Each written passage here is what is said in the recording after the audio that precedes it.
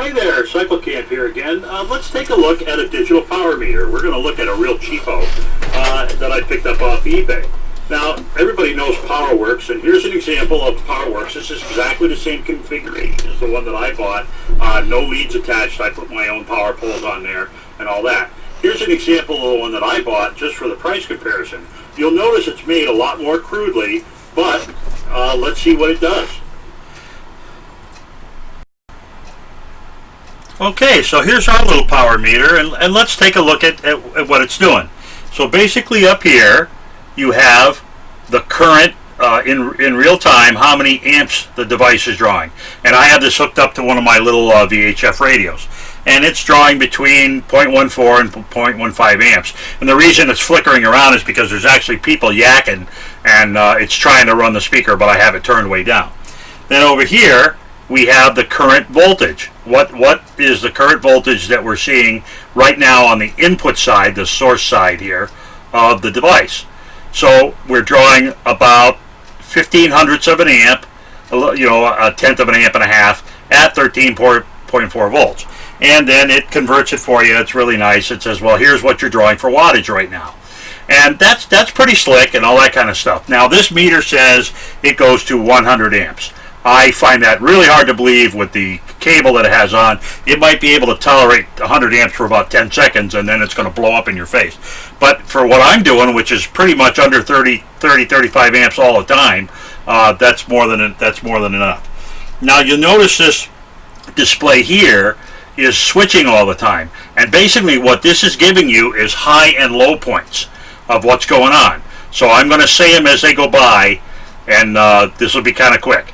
So we'll start with elapsed time, which is TE. There it is, elapsed time, total amp hours, total watt hours, amps peak, voltage minimum, and watts peak.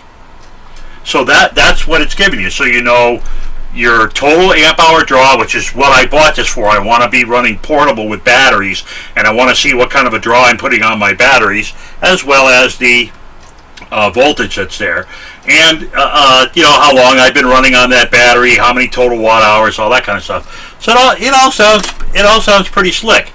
Now this device, I'm gonna pick it up and move it around a little bit. So please pardon the camera work. But this device also has the external connector, very similar to the PowerWerx connector, and that's used to hook up other things.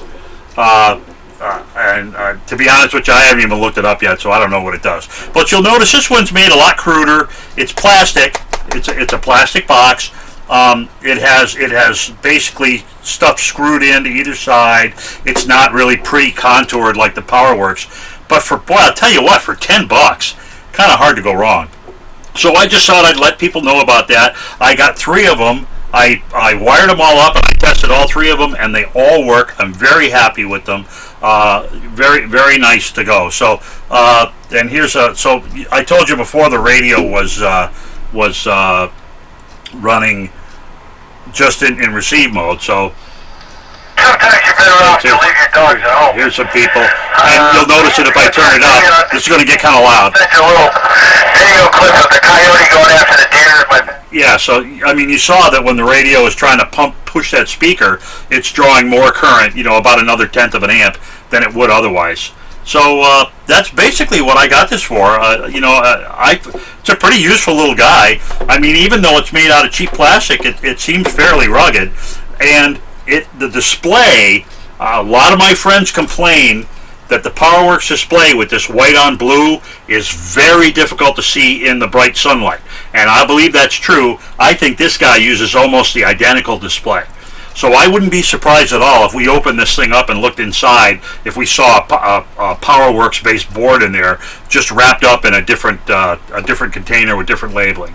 But this is one of the nicer ones, so I'm pretty impressed, and I just thought I'd show it to you guys. Okay, so I decided to not be lazy and look up what that other port was for. So as you'll see in this picture here, it is an auxiliary battery port. And basically what that is for is so that you can operate the meter independently of the battery source.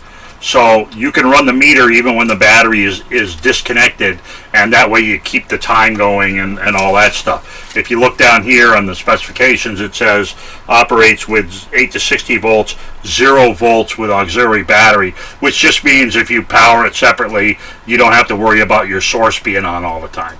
Now this says, this particular manual that was in the box said it's 150 amps, which I totally don't believe. And the as you saw in the thing from eBay, it was 100 amps, and I probably wouldn't take it much over 50. But that's just me. So hope you had an interesting time. Hope you enjoyed it. Have a great day.